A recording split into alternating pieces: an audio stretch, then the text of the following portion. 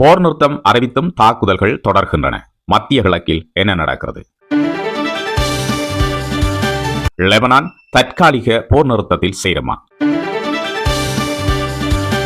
Israel தாக்குதல்களை நிறுத்தாததால் பதற்றம் அதிகரிக்கின்றது. அமைதி பேச்சுவார்த்தை நேரத்தில் போர் தீவிரம்.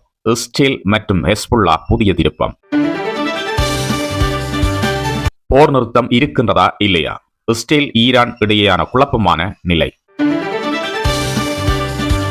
பேச்சுவார்த்தை ஒரு பக்கம், தாக்குதல்கள் இன்னொரு பக்கம். மத்திய கிழக்கில் ஆபத்தான நிலைமை. லெபனான் மீதான தாக்குதல்கள் தொடரும் என இஸ்ரேல் உறுதியளித்திருக்கிறது. இதனால் போர் நிறுத்தம் கேள்விக்குறி.